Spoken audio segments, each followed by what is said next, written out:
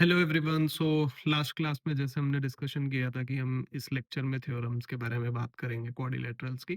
तो इस लेक्चर में हम थ्योरम नंबर 8.1 को देखते हैं। तो मैं अपनी स्क्रीन पे लेके चलता हूँ आप सभी को, तो देखते हैं।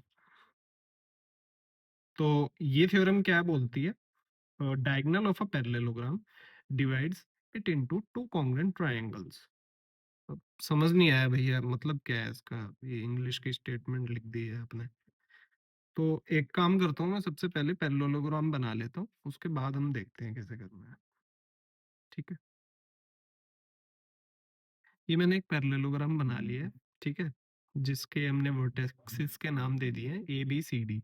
अब ये बोल रहा है एक पैरेललोग्राम का डायगोनल उसको दो कॉन्ग्रुएंट ट्रायंगल्स में डिवाइड करता है। कैसे? मैं एक डायगोनल बना लेता हूँ। ठीक है, ये एक डायगोनल बन गया। अब ये बोल रहा है ये जो ट्रायंगल बना एक, और जो ये वाला ट्रायंगल बना, ये दोनों कॉन्ग्रुएंट है। कॉन्ग्रुएंट ट्रायंगल्स कौन से होते थे? आपने जो क्लास 9th का ट्रायंगल्स का चैप्टर है उसमें जरूर पढ़ा होगा कि कॉन्ग्रुएंट ट्रायंगल्स कौन से होते हैं। अगर नहीं पढ़ा था तो या फिर अगर आपने रिवाइज नहीं करा, याद नहीं है, तो एक बार रिवाइज कर लेना सभी। ठीक है, तो अब हम चलते हैं कि इसको थ्योरम को प्रूव कैसे करना है। तो हम सबसे पहले ये लिख लेते हैं हमें गिवन क्या क्या है। तो हम यहाँ पे लिख लेते हैं गिवन। हमें गिवन क्या है कि ए बी सी डी एक पैरेललोग्राम है। ठीक है, और हमें प्रूफ क्या करना है?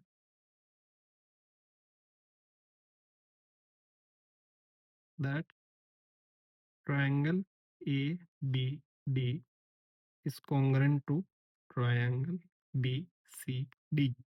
ठीक है, तो हम इसके प्रूफ पे चलते हैं कैसे करेंगे।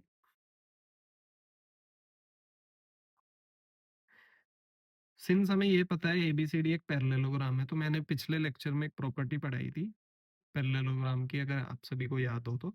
और अगर नहीं याद है, नहीं पता, तो पिछला लेक्चर जरूर देखिएगा।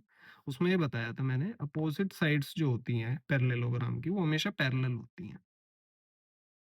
तो इस केस में क्या होगा? A B is parallel to C D and A D is parallel to B C.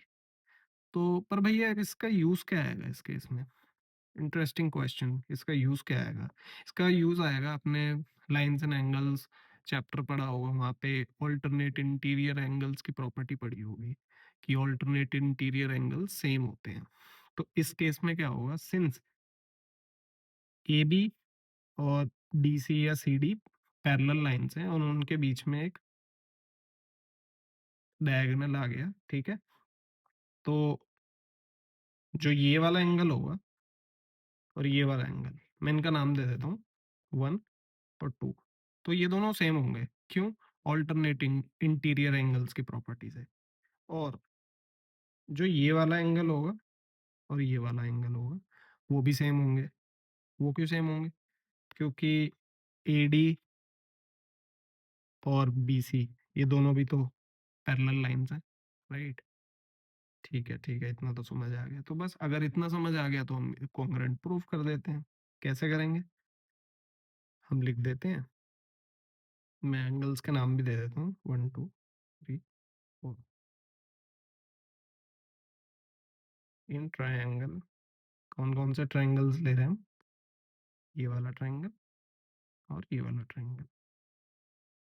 तो triangle A B D and triangle B C D.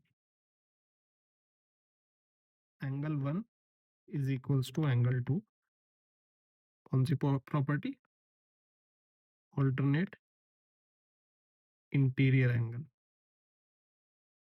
Okay, angle 3 is equals to angle 4। Same, alternate interior angle. अब हमें एक और चीज निकालनी है, वो हम ये बोल सकते हैं इन दोनों ट्रायंगल में एक कॉमन साइड भी है। कौन सी? ये डायगोनल खुद एक कॉमन हो गया, राइट? तो हम लिख देंगे B D is equals to B D.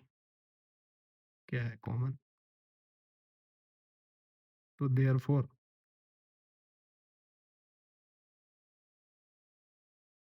Triangle ABD is congruent to triangle BCD. कौन सा रूल याद है या भूल गए? Angle side angle rule. तो इस लेक्चर में इतना ही। और अगले लेक्चर में हम थ्योरम 2 देखेंगे। और अगर किन्हीं बच्चों को सारी थ्योरम्स एक ही लेक्चर में चाहिए तो मैं जब सारी थ्योरम्स पढ़ा दूंगा तो उनको एक ही लेक्चर में क्लब कर दूंगा। ठीक है, तो पढ़ते रहिए अच्छे से। Thank you.